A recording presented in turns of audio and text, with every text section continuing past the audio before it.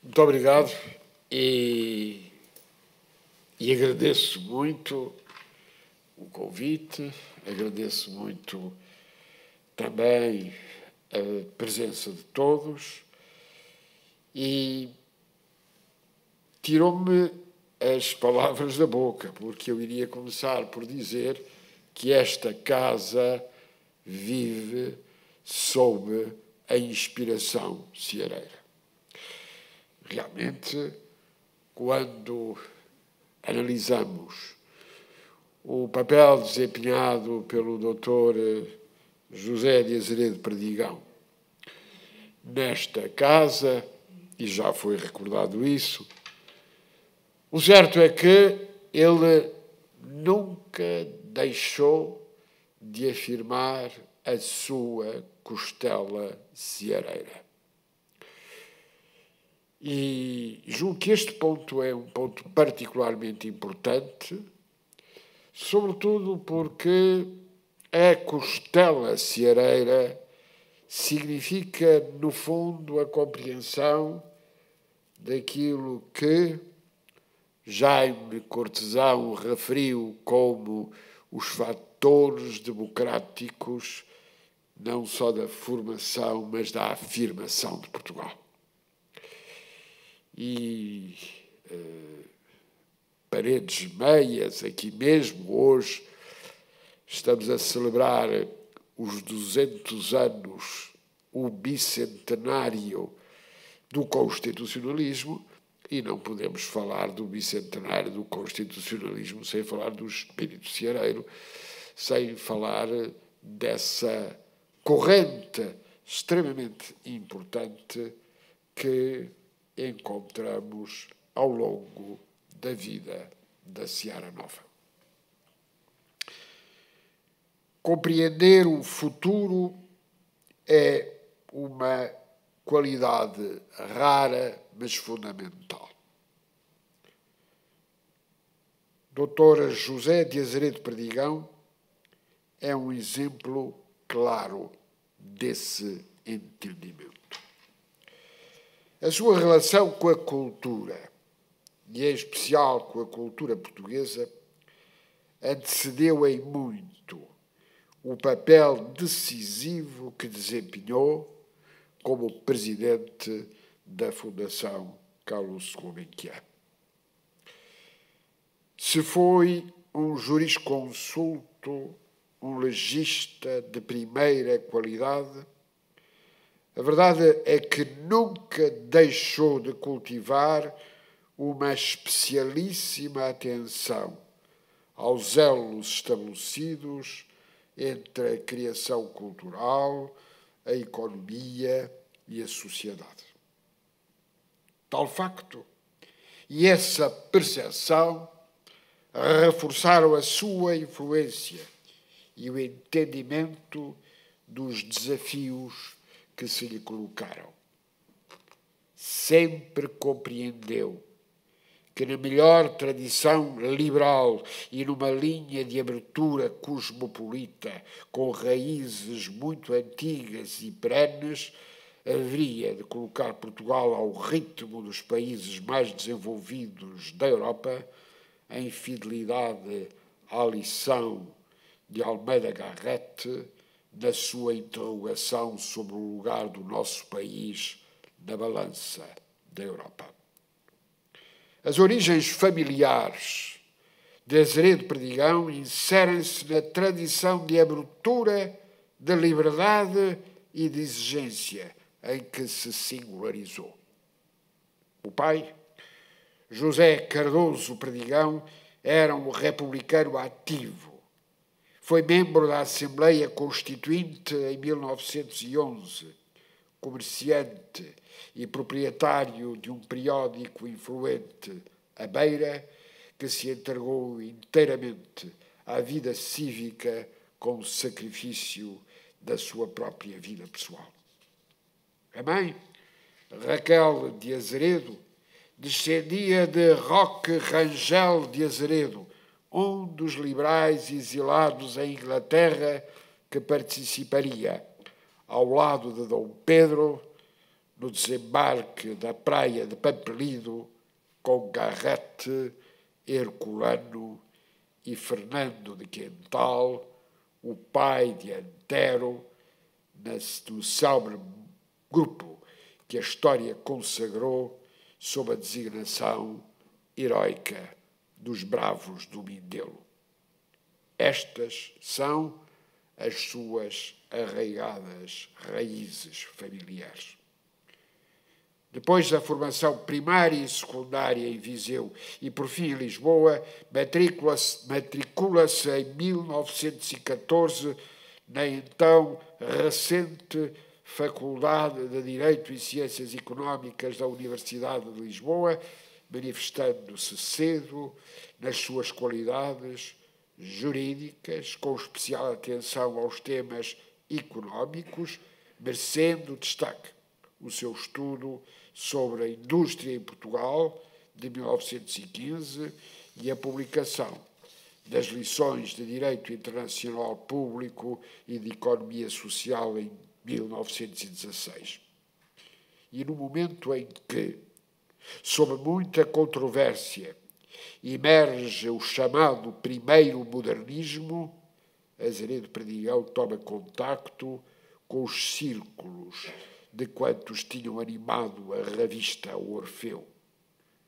O António Ferro frequenta a tertúlia dos Irmãos Unidos e faz amizade com Fernando Pessoa, José de Almada Negreiros, Santa Rita Pintor e Amadeu de Sousa Cardoso. Em tempos atribulados de pouca compreensão da novidade modernista, é de assinalar esta ligação que no futuro se revelará da maior importância.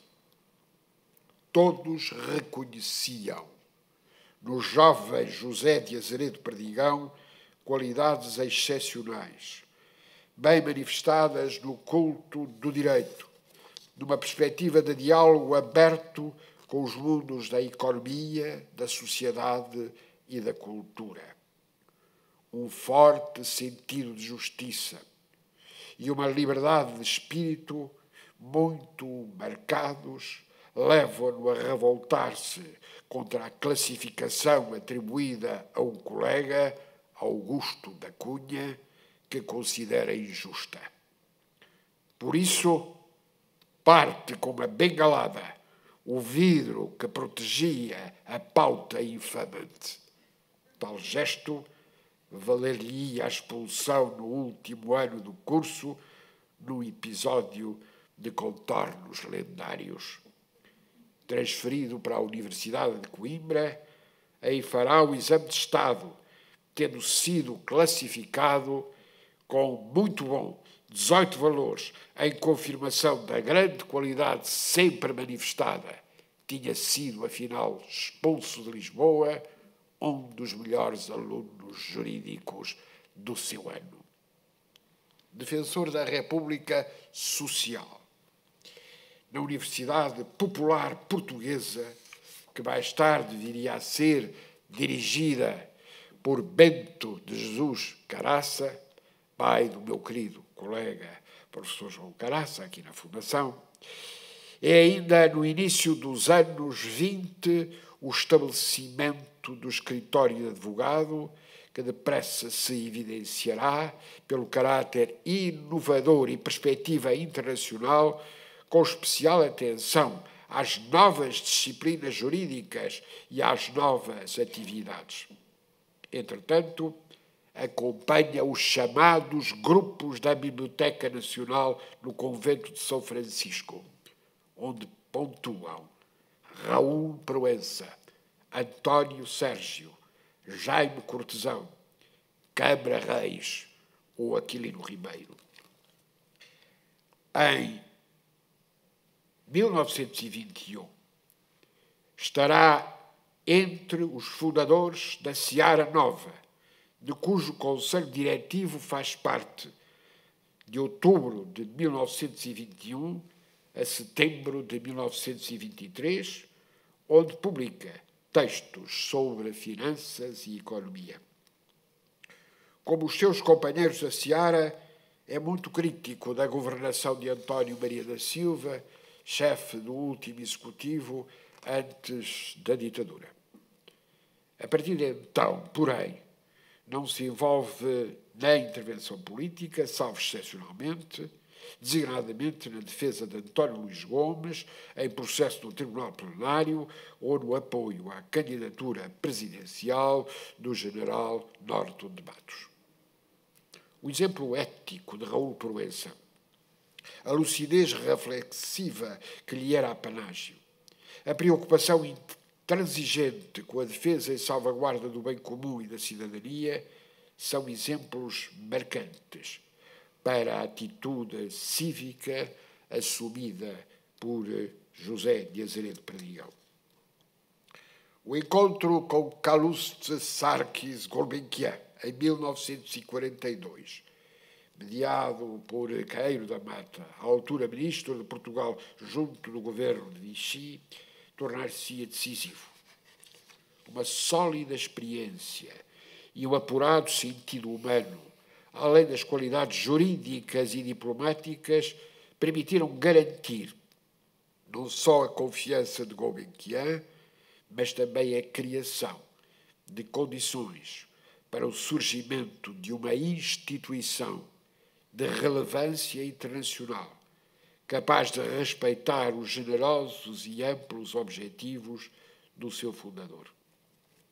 De facto, José de Azeredo Perdigão pôde criar as condições para a concretização em Portugal da Fundação Calouste Gulbenkian, referência de prestígio no mundo global, cumprindo as finalidades e os desígnios do seu fundador, uma fundação portuguesa, perpétua, orientada para toda a humanidade, destinada a fomentar o conhecimento e a melhorar a qualidade de vida das pessoas através das artes, da beneficência, da ciência e da educação.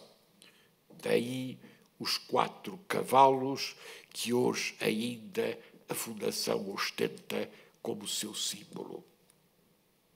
Deste modo, José de Azeredo Perdigão representou na melhor forma o espírito ceareiro. Há pouco recordei-vos a sua participação no grupo do primeiro modernismo, a fundação da Seara Nova e, afinal, a fidelidade ao espírito que logo em 1910 se manifestou na fundação da revista Águia, 2 anos depois da criação da Renascença Portuguesa. Porque falo da Águia e da fundação da Renascença Portuguesa? Porque, se virmos bem, está na Renascença Portuguesa a gênese de tudo aquilo que vai ser a melhor criação cultural ao longo do século XX em Portugal, as perspectivas de renovação e as bases fundamentais para a construção da democracia. Eis porque José de Azeredo Perdigão, já o foi recordado aqui, e a história o registará, se fez reunir daqueles que, ao longo do tempo, muitas vezes com o sacrifício da sua vida profissional, designadamente muitos dos que foram afastados nos processos que foram levados a cabo pelo regime salazarista, Azeredo Perdigão pôde, com serenidade, com determinação, lançar as bases daquilo que hoje ainda é registado na história da cultura portuguesa como o primeiro Ministério da Cultura Democrático. É tantas vezes com lágrimas nos olhos, que nós encontramos pessoas cuja leitura foi iniciada na rede de bibliotecas móveis que aqui foram criadas, lançadas e sustentadas, em que tivemos figuras marcantes, primeira das quais não posso deixar de referir, Branquinho da Fonseca. Branquinho da Fonseca, filho de Tomás da Fonseca, e conhecemos bem essa figura e conhecemos bem o seu papel, a sua influência. E depois encontramos, com o tal espírito cosmopolita, com o tal espírito aberto, com o tal espírito verdadeiramente ceareiro, que foi o de pôr na ordem do dia da democracia a preocupação fundamental da ciência, da educação e da cultura. Levar a cultura às pessoas, levar a cultura ao país, criar condições para, neste edifício onde nos encontramos, ter-se constituído um verdadeiro símbolo daquilo que é a cultura ceareira.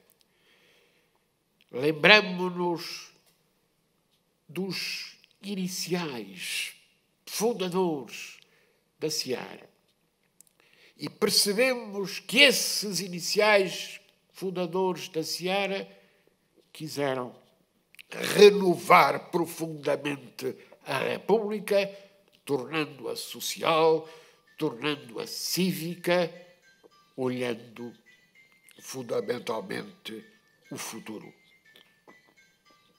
José de Azeredo Perdigão, ao construir uma instituição de tipo inteiramente novo, suscetível de abarcar com sentido universalista os mais exigentes desafios da modernidade, numa lógica aberta, moderna, internacional, cosmopolita, criativa, orientada para cuidar o futuro, é exemplo que não podemos esquecer. Muito obrigado.